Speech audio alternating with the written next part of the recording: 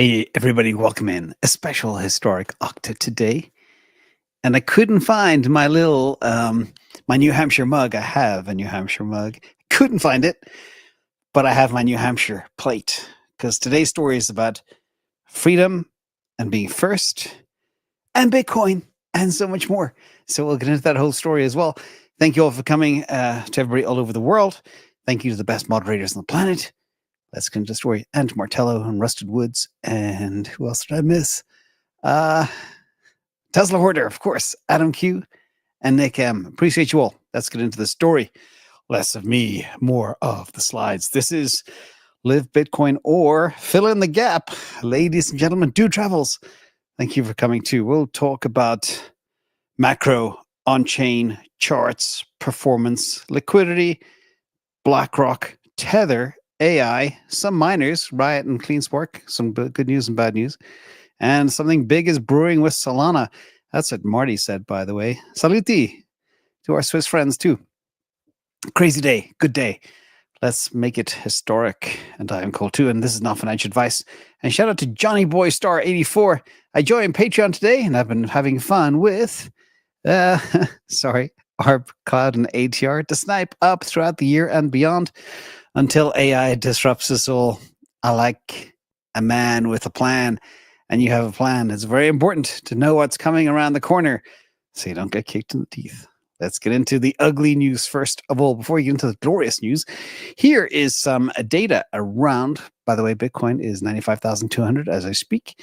Here is some data around some of the unlocks that are coming up, and some of our usual friends are there literally almost every week. It's getting tedious to share, but we have Eigenlayer, Kaspa, Move, another thing called Layer, WBT 27%, Stark 4%, Say 1.09%, etc.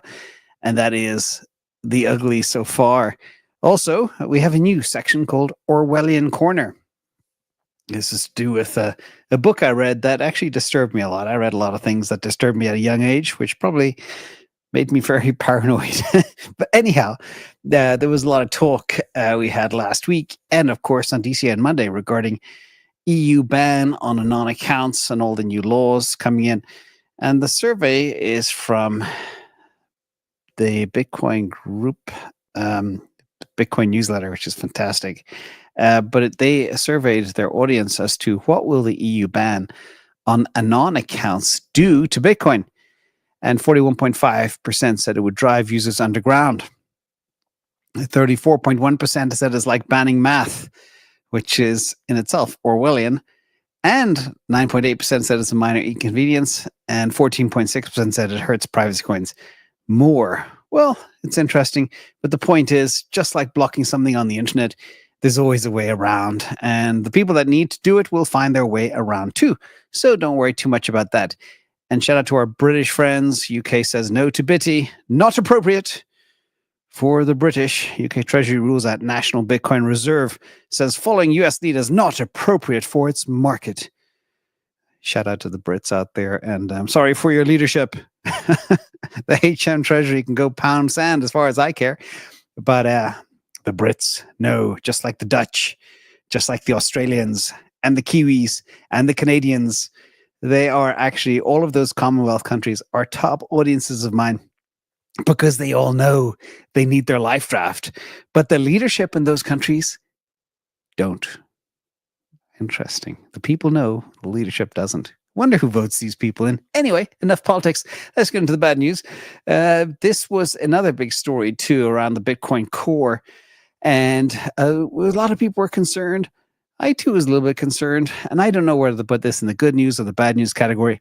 So I put it in the bad, but not necessarily ugly. And we discussed this at a technical level on DCO yesterday. But the Bitcoin core decided to obstinately go ahead and remove the 80-byte limit on op return data, despite the heated controversy surrounding the matter.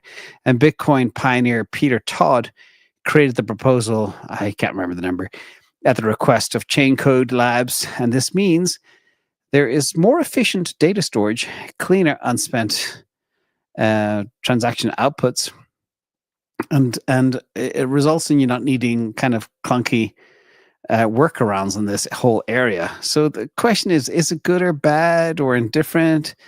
We're not sure. But critics, however, do argue that the proposal was introduced without proper consensus process, and that there are also concerns about undisclosed conflict of interest and the deprioritization of Bitcoin's finance utility. So again, good, bad, or indifferent, it's a bit of a nothing burger, really.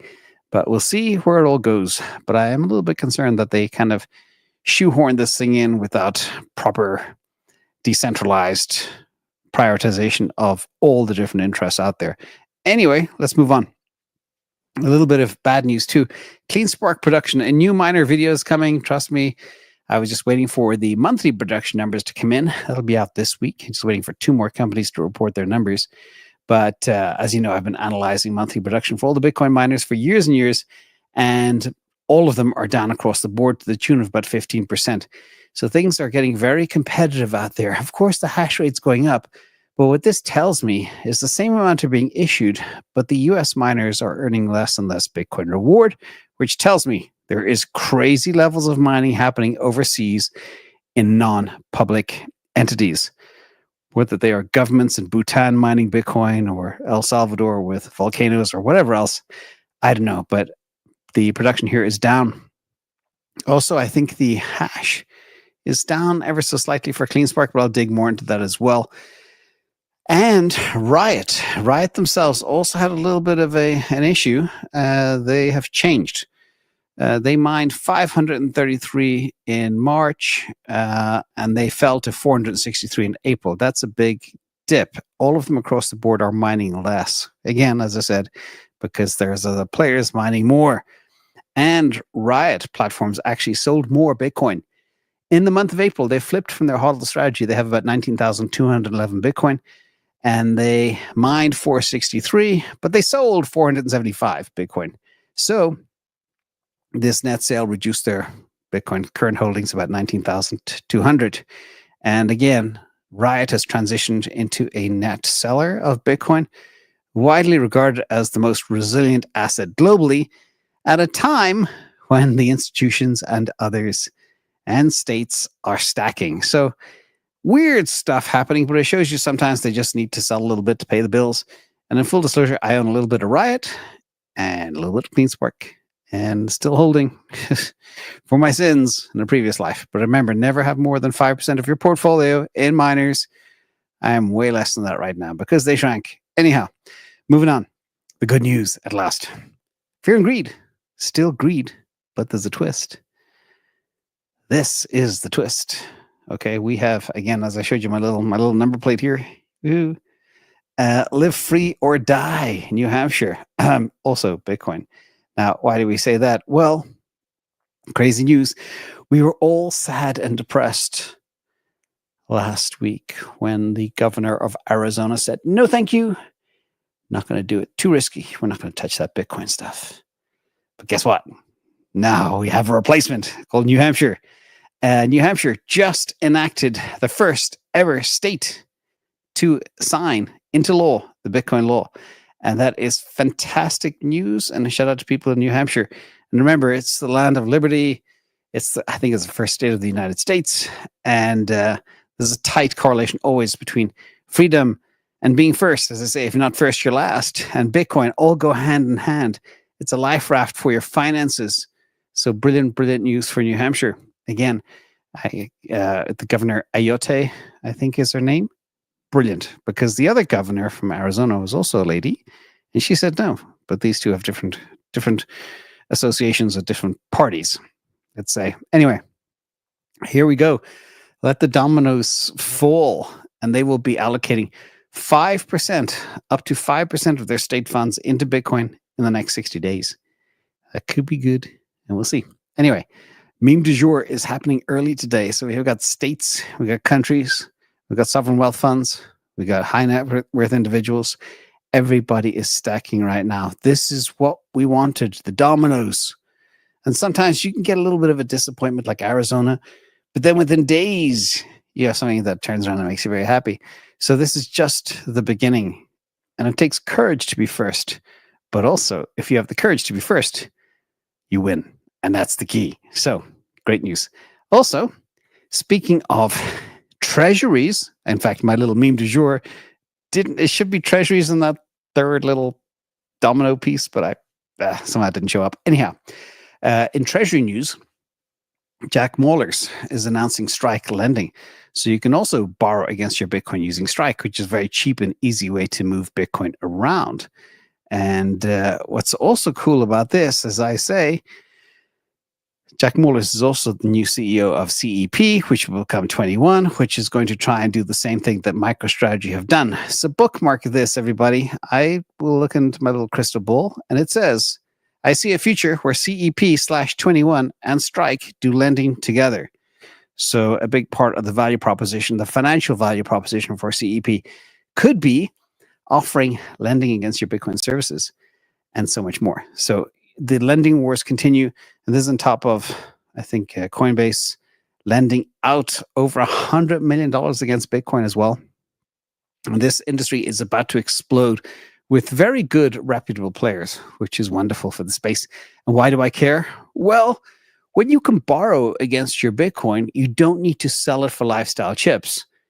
As the price of Bitcoin goes up over time, you actually don't even need to refinance it or even repay. You have to repay your minimum, of course, as you go. But this is a game changer, and this will take a lot of sell pressure away from the asset as well, which will help number go up. So congratulations to everybody. We have almost arrived at the destination where this is becoming a very mature asset and lots of goodness to come. Also, let's look at some on-chain data, because this is called Octa after all. A lot of people have been holding onto their Bitcoin for the long haul. I think over 400,000 Bitcoin just moved into long-term storage this month. And this could mean less Bitcoin available to trade, which ultimately helps the price. The asset is scarce. As I say, 5 million are probably lost and will never emerge forever. But it also happens when people brace themselves for a rough patch. We'll see. Anyway, the market has been in a bit of a rut. We were at pretty much the same price we were exactly last week when I did this video. And that can wear investors out. But the new players in town are stacking like there's no tomorrow. And things are looking very bullish, as I've been saying now for 4 or 5 weeks. There's also a growing trend of people taking bigger risks, like borrowing money to buy more Bitcoin. So I always say, very important, I'll step out of this for a second, never borrow to speculate. It can always end in disaster. Don't get greedy, but people are doing it anyhow, with the likes of Strike and so many others that are coming to the fore, Coinbase, etc. And what happens is when folks get super confident and kind of borrow and try to make bigger profits, it can sometimes backfire and create problems. However, be careful. And the other thing that's most important about this chart is if you look at the black line of where we are, that's the current cycle compared to the previous cycle. We kind of do well for about a year, and then there's 100 days of crazy, euphoric excitement when things kick off. Now, we are probably 45 days away from that 100-day period, maybe 60 days. If history repeats, and again, I'll stress this one more time, I do believe this cycle's a little bit delayed because of the tariff tantrums and everything else that's happened. So we're pushing things out a bit, but that 100 days of bonkersness could still happen. Remember, we just need a little bit of tight supply, a little bit of big money flow coming in, which could be from CEP or nation states or US states or US strategic business Bitcoin reserve or more treasuries. I don't know, but either way, watch this space carefully. Could be a good time. Thank you, Synthetic Dividend. Now, I'm not the only one who's bullish. The options players, I'm kind of doing more of this every week, are extremely bullish. The put call ratio is 0.34, which is extremely bullish. And we have bets out to September, which is no longer that far away, like 16 weeks, between $100,000 Bitcoin and $400,000 Bitcoin. Everybody thinks Bitcoin's going higher. A big stack of them as well, about $200,000. So $200,000 Bitcoin bets, $300,000 Bitcoin bets, $400,000 Bitcoin bets. It's kind of bullish. So we'll see if they're right. This is on Deribit, by the way, where all the best options traders are on Bitcoin. And I don't promote any exchange, but I do analyze their action. Anyway, BlackRock IBIT ETF as well. This is an important statistic. BlackRock, just over the last 15 days, have bought $4.5 billion worth of Bitcoin. Remember, as we've been saying, this is not a game for retail anymore. Retail investors don't have $4.5 billion to invest in 15 days. Okay? These are bigger players, ladies and gentlemen. Not disparaging the retail investor, but that's a truckload of cash, nearly $5 billion. And breaking that down, if you look at the chart here of what that actually means, BlackRock is becoming the black hole, sucking in everything. It's spiking. It's leaving all the other ETFs in the dust. And just calculating some numbers, that $4.5 billion over 15 days is 300 million a day, which is 3,500 Bitcoin a day, which means BlackRock, get this, is buying 9 Bitcoin a minute over the last 15 trading days. 9 Bitcoin a minute. Bonkers. Anyway, that's new black hole. Are miners mining 9 Bitcoin a minute? The answer is nope, not at all. So we'll see how long this will last. Either way, it's fun to watch. And somebody knows something at BlackRock, and they're telling their investors, get in now before the big wave comes. What that wave is, we're not sure, but it could have many different flavors, like I mentioned with that domino graphic. Now, let's talk about NUPL too. More bullish stuff.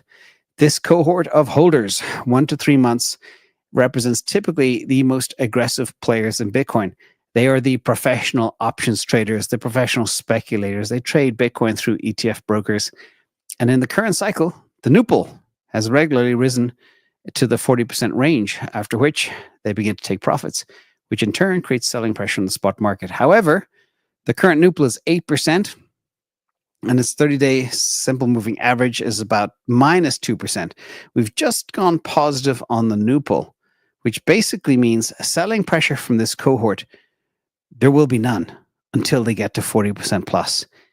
Then they may sell, but we have to get there first. But the point is, in the meantime, again, speculators are in, they are placing their bets, NUPL turned positive, and things are looking good.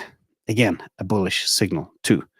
And, oh, by the way, everybody, just so you know, I try find bearish on-chain charts, and I can't, all right? Just every week I try and balance things, and I just can't. But if you know of any, let me know. Anyhow, April close up 14%. We are now in May. May is slow so far. Actually, it was down 1% when I measured it.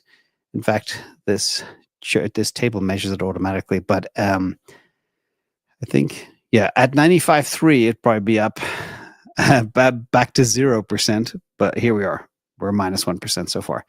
A week ago, we were at the same price. And here we are. So we are now, 6 days into May. And it's still Bitcoin season. If you look at this chart, it goes back to 2023. We've been hovering down here for quite some time, which is actually very similar to, summer 2024 and a little bit of action in 2023 as well, around the October timeframe. So Bitcoin remains strong, but there will come a time, thank you, Zeno, that old season will kick off. And again, I see this as the calm before the storm.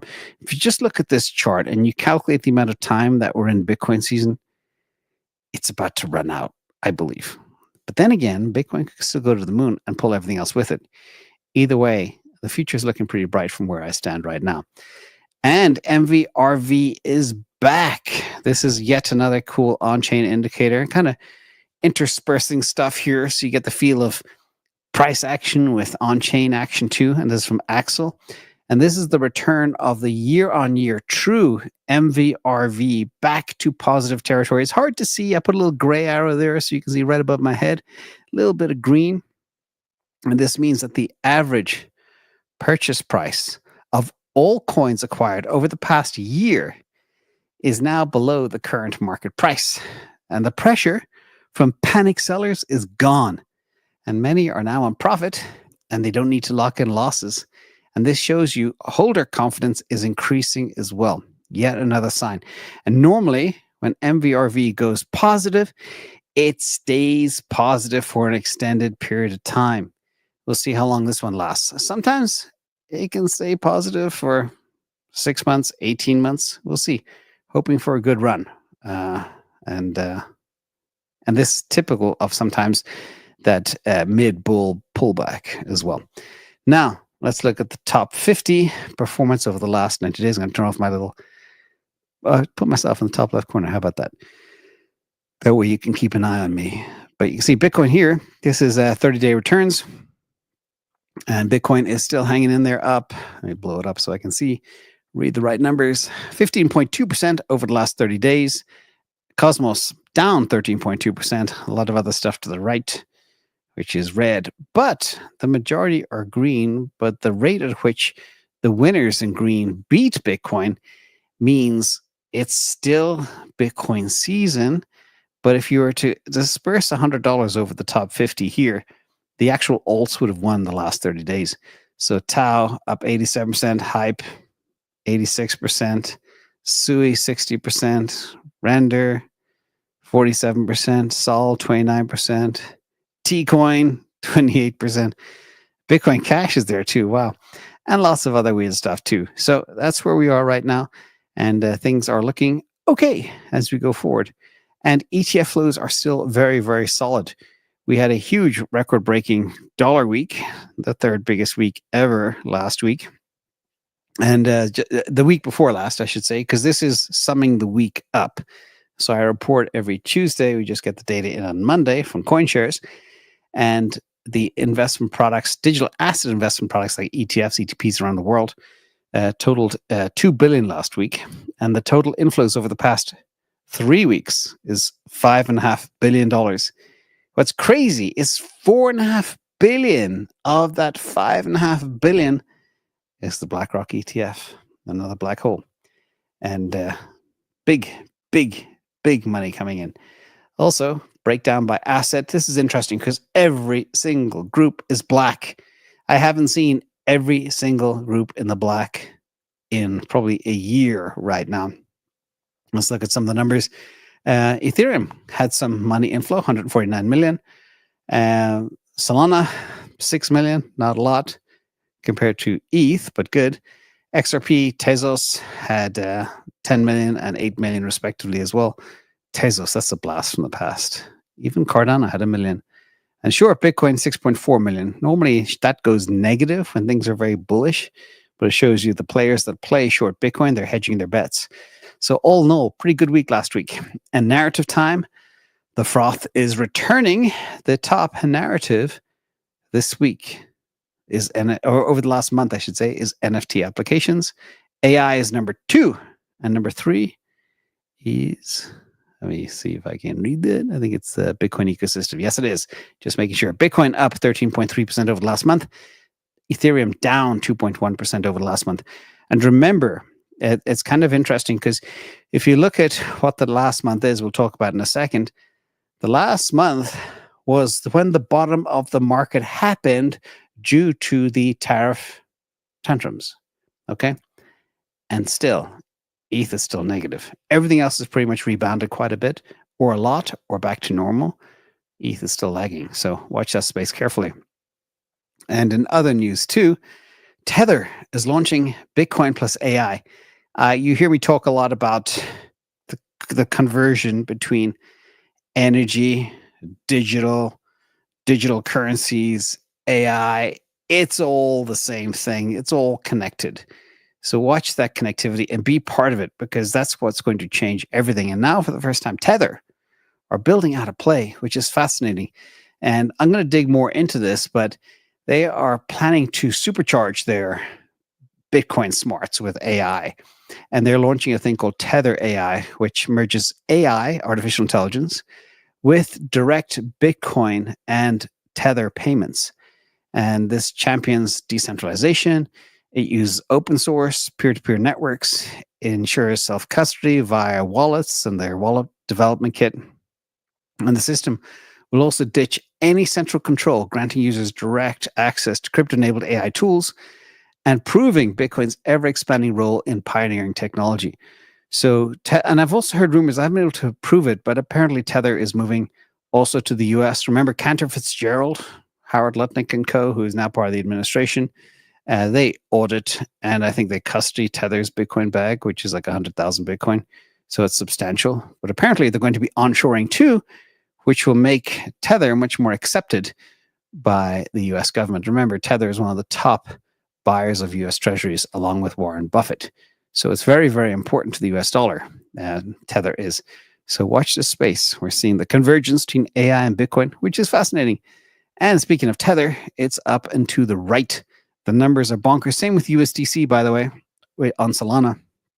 But stablecoin growth is not slowing down by any stretch of the imagination. Total market cap is up by 50 billion over the past 6 months, and 6 billion of stablecoins have been issued just in the last 7 days alone. And remember, this is all tied to liquidity. Liquidity is booming. All right, I'm just looking at the liquidity chart on my computer screen here behind this one. It's going up, big spike today. And remember, when stablecoins grow, liquidity to altcoins, Bitcoin, etc. grows too. This is the fuel that powers crypto. So good things are coming. It's only a matter of time before some of this starts converting into other crypto assets too. And look at this. Talk about cash on the sidelines. I have never, in all my life that I've been monitoring markets, 35 years, I've never seen $7.4 trillion worth. I will repeat that. $7.4 trillion worth of cash in US money market funds on the sidelines. Okay? This is 15% of the S&P 500's total market cap. And it's up 13% from February. What happens when this cash goes looking for a home? Guess what? Risk assets go to the moon. Now, what happens when the Fed starts cutting rates by 100 basis points and starts making the return on money markets much lower? The answer is this money will find a home. This money will chase risk assets. And this is the big tailwind coming. So while everybody is scared thinking the world is going to end, yes, the macro is terrible. Watch the money. That's where the answer is, everybody. The money. Watch the rates come down. Money sitting there. It's going to have to find a new home to find some return. It's going to chase risk assets. And that's a perfect setup for the end of the year, I believe. I could be wrong, but I try to be right at the very least 80% of the time. So watch this space carefully. And year-to-date assets, another very interesting chart too, because there's so much you can pull from this. It's kind of fascinating. I decided I would look at some of our top names because people always like to compare what's gone on this year. So this year we had a horrific start with a lot of uncertainty around tariffs and everything else. But look at this. Year to date, this is from January 1st, midnight Pacific time, to now. Gold up 27%. And guess what? MicroStrategy is up 27%. And at the same time, Bitcoin's down 2.45%. So MicroStrategy, in its 5th year of doing this, is still smoking Bitcoin. People thought the ghost was up. It's not. Another thing I want to point out too is MicroStrategy versus MSTX, which is 2x long leverage. MicroStrategy is up 3%. Pure form MicroStrategy is up 27%. Bitcoin's up down 2.4%. S&P 500 is down 4%. Nvidia is down 18%. Tesla's down 27%. Solana's down 31%. So some of the risk assets, and a lot of the risk assets are down seriously underwater. But that gold is at a record year so far, year to date. But MicroStrategy matches it. And I just thought that was a funny one to share and analyze. And, allocations matter and stuff like that. So let's go on. Stocks over the last 30 days since the tariff tantrum. It's basically 30 days now since the bottom of the S&P 500. And things have rebounded. Microsoft up 20%. Google nearly 11%. Meta 16%. Amazon, let me try to hide that. Amazon 11%. Tesla nearly 8%. JPM, big bank 16%. Apple 2%. Nvidia 15%. So we're seeing a lot of things rebound, and there's a lot more rebounding to come as well. Don't think it's over. A lot more action to come as well. We've just seen the beginning. And again, we just need the rates to get cut. There's probably a 100% chance of a cut in June or July, and then 2 or 3 more after that. Okay, this could shape up for a very, very nice second half, especially as the tariff deals are negotiated. So watch this space carefully. This is not the time to sell in May and go away. I believe. But feel free to do what you want. I just share the information. And speaking of calm before storms, shout out to Mert, friend of the channel, who's been on here about 3 or 4 times. Cool guy and very smart guy. But they've been very quiet. And in fact, Marty said this as well on yesterday. There's always that calm before the storm. And I think the team have a whole bunch of goodness ready to launch and come, but they're keeping a lid on things. But this is the first time we heard a peep out of Mert in quite a while. Solana blocks are getting bigger, 20% bigger, which means a lot more TPS very soon and less latency. Okay, a lot more throughput. And they have a ton of other improvements to the network coming with Agave 2.2. I read the paper. Honestly, it was extremely difficult to read, but check it out. Go to helios.dev and look up Agave and you'll find it. And if you are technically inclined, it'll blow your mind. So I didn't mean for that to rhyme, by the way. But watch this space. And we have, there's two types of treasury flavors on the planet. Bitcoin, Solana. That's it. That's all there is, everybody. Solana Sol Strategies have acquired 122,524 new Sol at $184, deploying the initial tranche, $20 million from their $500 million to buy Solana.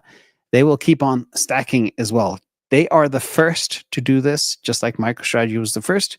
And we'll see where they go. They also have investments in validators. So they're making revenue from their investments. And they also get yield on what they stake. Again, it is almost a stronger version of a Bitcoin treasury, with the exception of Sailor, that has found a way to do 20 different flavors of financial jiu-jitsu using his Bitcoin bag. And there's more to come too. Again, watch that space lending. And Janover, that was the recent company that followed in Sol Strategies' footsteps. Today, they rebrand to DFDV, which is DeFi Development Corporation. It used to be JNVR. That is now gone. And they are now DeFi Development Corporation. And they too are looking to buy $1 billion worth of Solana. Remember, 67% of Solana staked. Okay, if you try to deploy $1.5 billion to buy it, the amount available for sale is not many more multiples than that amount to buy. Think about that. The liquidity could become an issue in the future, and I'm excited to watch what happens. And I do believe when you look at altcoins, they typically rally really well in September, October, November timeframe. We'll see if that happens this year. Hopefully we don't have to wait another 6 months, but either way, I am patient, and that's important. Stock fear and greed has just flipped to greed. It is lagging crypto, but here we are, greed. Greed is back. Why is greed back? Well, it doesn't take a rocket scientist to look at global liquidity and look at the funds on the sidelines that are going to hit the market. Okay. I still remain very bullish despite, again, the macro being in the toilet. So that's probably why the stocks are greedy, despite all the fears. But anybody who can look at the data shouldn't be fearful. They should be greedy. And that's just how this works. And all these videos are turned into a Substack. Thank you to the team behind me, behind the scenes, that do that every single day. It's less than 10 cents a day. If you want to get all the slides, you want to listen to the audio again at the gym in case you missed something, or have a good write-up that's very simple and easy to read, that is available. And thanks to the team for doing that. And don't forget to subscribe and like. Hope you like Octa today. Again, a historic day. Shout out to our friends in New Hampshire. Let me know if anybody is here. Did I get that upside down? Live free. Oh, I did get upside down. Live free or die. I hope I don't get cancelled for saying that. But it's on every car in New Hampshire. So what's the worst that can happen? Thank you, Sean D, TND, Tesla, K8, and everybody else. Let's go. Yeah. And again, I have a lot of people saying, faster horse. Look at allocations. Be heavy in the right allocations when things actually are still hot, and then be ready to swap. So that's a key thing to bear in mind too. Thanks all for coming. Have a great night. Bye-bye.